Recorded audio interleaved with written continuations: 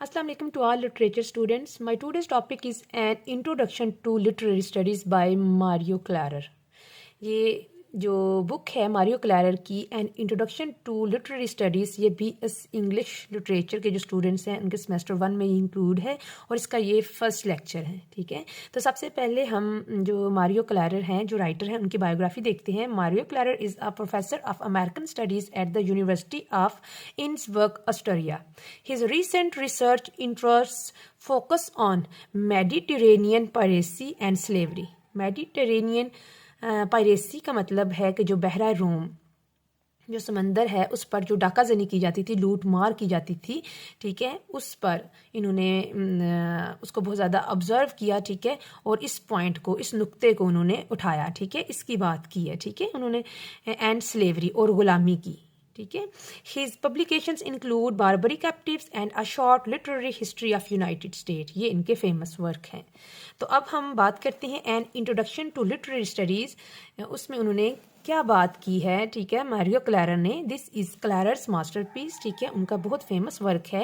N introduction to literary studies is an excellent book for anyone new to literature to get a good overview of what literary studies involve.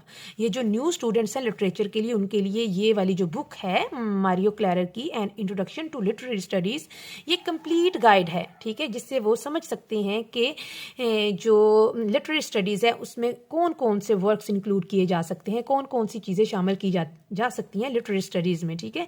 It introduces the main genres of novel, fiction, poetry, drama and film, ठीक है। It also guides us how literary approach apply to each जोनरा।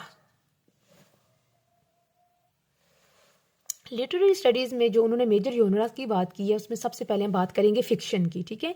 In modern era novel emerge as the most important form of prose fiction, ठीक है। In 18th century epic was replaced by the new prose form of the novel, ठीक है। जो जब 18th century आई तो जो epic थी वो किससे रिप्लेस होगी? नॉवल से। The majority of traditional epics centre around a hero who has to fulfil a number of national tasks in a multiplicity of episodes. जो ट्रेडिशनल एपिक्स थी वो किसके अराउंड घूमती थी? वो एक हीरो यानी कि मेन जो करेक्टर था उसके गिर्द ही घूमती थी, जो कि हीरोइक डीड्स को परफॉर्म करता था, नेशनल टास्क को परफॉर्म करता था और उसको सेट किया जाता था मैनी एपिसोड्स में, ठीक है।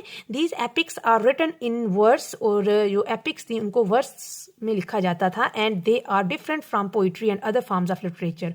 और जो एपिक्स थी वो दूसरी जो फॉर्म हैं लिटरेचर की, जैसे पोइट्री थी और बाकी जो हम कह सकते हैं ड्रामा या प्रोज वगैरह से बिल्कुल डिफरेंट थी, ठीक है। Scope of traditional epic is very broad. जो ट्रेडिशनल एपिक था उसका स्कोप बहुत ज़्यादा वसी था। The romance condenses the action. जो रोमांस था वो समरी बयान करता था, ठीक है, एक्शन की, ठीक है, एक्शन को समराइज करता था, and orients the plot towards a particular goal, ठीक है। और जो प्लॉट होता था, ठीक है, उस एपिक का, उसको एक पर्टिकुलर गोल की तरफ, मकसद की तरफ लेके जाता था। प्रोटैगनिस्ट हम कहते हैं जी मेन कैरेक्टर को, हीरो को, ठीक है। Protagonist of the epic is depicted with much detail.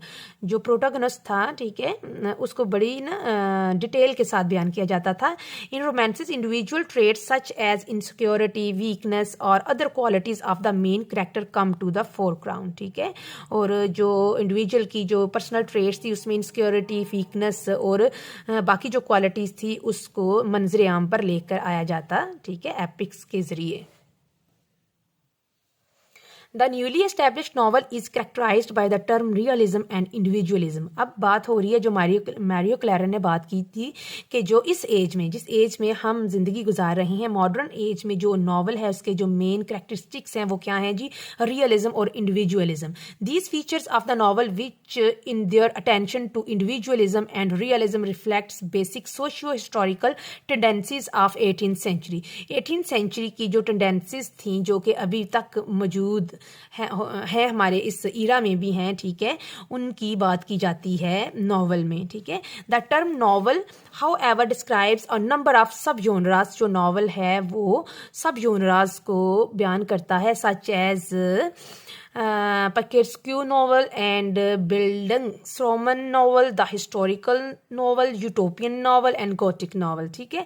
The short story is a concise form of prose fiction. Concise का मतलब है short fiction की फॉर्म होती है. ठीक है, मतलब बहुत शॉर्ट फॉर्म में इसको लिखा जाता है. Has received less attention from literary scholars, और इसको literary scholars के द्वारा बहुत कम अहमियत मिली है देन द नावल के मुकाबले में. ठीक है, यानी कि जो लिटरेरी स्कॉलर्स थे वो नावल को ज़्यादा अहमियत देते थे as compare to short stories, short fiction stories. ठीक है, उसके बाद बात करते हैं जी जो थर्ड फॉर्म है. एक तो नावल हो गया, उसके बाद शॉर्ट फिक्शन. ठीक है, शॉर्ट स्टोरीज, उसके बाद नावल या novelette holds an intermediate position between novel and short story.